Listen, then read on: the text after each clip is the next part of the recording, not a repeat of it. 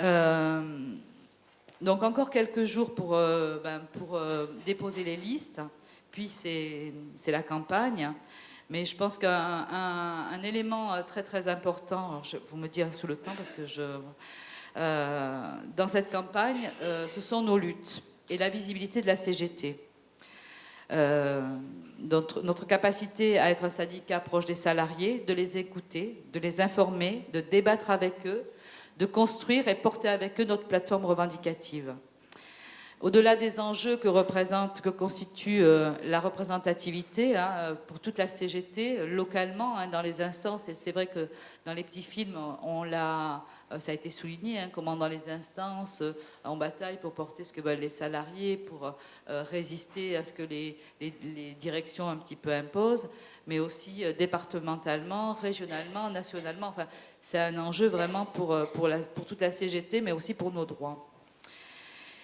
Et l'enjeu de ce scrutin, il va aussi être, je pense que c'est Jean-Marc et Baptiste le souligneront aussi, c'est dans cette rentrée sociale et dans cette période quand même très particulière de crise économique, politique et sociale, c'est dire non aux politiques de rigueur qui mettent en danger d'abord notre service public, mais qui a un impact catastrophique sur nos conditions de travail, sur nos droits, nos salaires, nos emplois.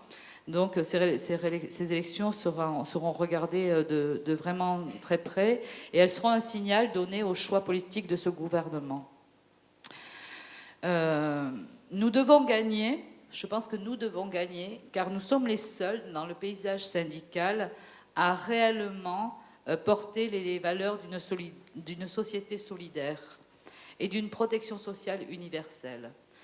Donc moi, je vais pas être très longue, mais voilà, on a des rendez-vous, et tu en as parlé, le 16 octobre, qui est un moment de mobilisation confédérale, mais pour notre champ, la question des projets de loi de finances et des projets de loi de finances de la sécurité sociale qui sont en débat là, qui sont présentés cette semaine, elle est cruciale puisque du financement de notre secteur dépend toutes nos revendications, que ce soit sur le service public, la réponse aux usagers en termes d'installation, de maternité, de blocs, de SAMU, mais aussi nos revendications en termes d'effectifs, de conditions de travail, de sens du travail, de bien travailler, nos revendications en termes de reconnaissance de nos qualifications, de salaire, bien sûr, d'emploi.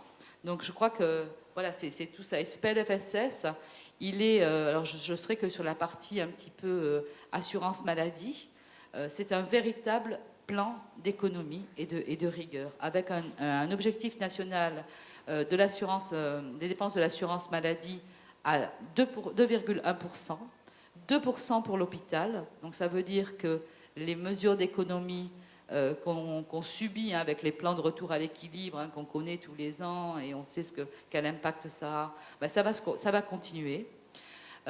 Pour le secteur médico-social, un objectif national des dépenses à 2,25%, ça va être une catastrophe sur tout ce qui est la prise en charge de la personne âgée et du handicap, puisqu'on avait l'année dernière un objectif national à 3%, mais dans les années précédentes, c'était à 6%. Donc là, ça va être un secteur qui est déjà très très en souffrance en termes de qualification, de glissement de tâches, de dégradation vraiment des conditions de travail. On va encore subir des attaques sans précédent.